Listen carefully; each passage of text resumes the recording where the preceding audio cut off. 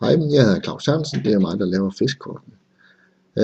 Der er en del, der spørger mig, hvad er forskellen på et fiskekort og så et søkort.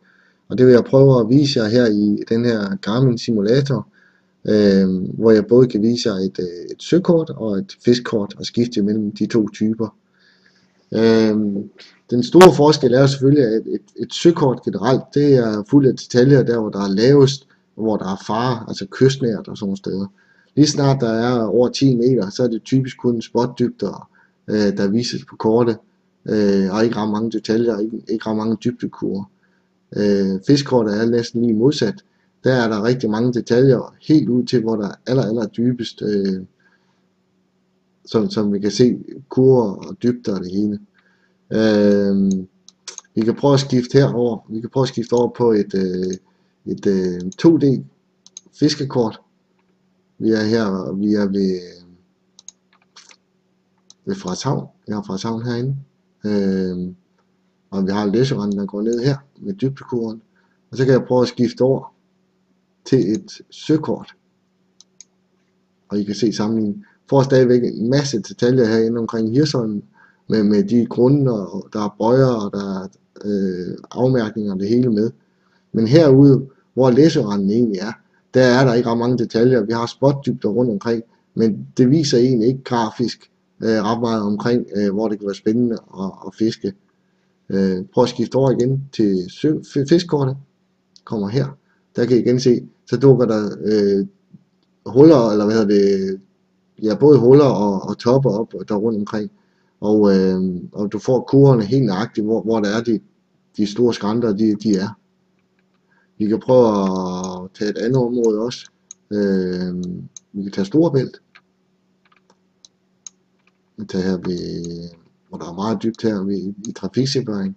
Her er det jo egentlig søkortet er målt meget godt op, og det er fiskkort selvfølgelig også. Der er en masse trafik her. Hvis vi prøver at skifte over til et søkort og ser hvordan detaljerne er derpå, så vil I se, at det er et helt andet billede. Man kan godt se, at der egentlig er nogle dybe områder her, men du får ikke så meget at vide om, hvor skrænterne ligger, og hvordan det er i forhold til. Jeg synes i hvert fald, at det er meget mere detaljeret at ligge og sejle på det her, så man tydeligt kan se, hvor det er, de flade plateauer er, og hvor skrænterne er, så man målrettet kan fiske efter den type fisk, man er efter, på de steder, man mener, fisken er. Over ved Simmershamn herovre, som jeg har fisket rigtig meget i, der er det faktisk et rigtig spændende område. Utrolig godt målt op. Vi har langgrund herinde, og så har vi egentlig man fornemmer, der går en helt dybde indsnit ind her udefra, med nogle gode, meget afgrænsede kanter her, og de passer faktisk. Da jeg fangede guldlaksen tilbage i 2002, der var det faktisk, vi kom herinde fra elveren, og var på vej ud mod nappen, og så var det faktisk på nogle af de her, jeg tror det var den der top, eller skrænten her, hvor laksen den huggede. Og det er nogle rigtig gode steder her, hvor der er nogle variationer i både dybden og højden. Typisk når man ligger og fisker, så må man også se, at fødefisken stiller sig på skrænterne.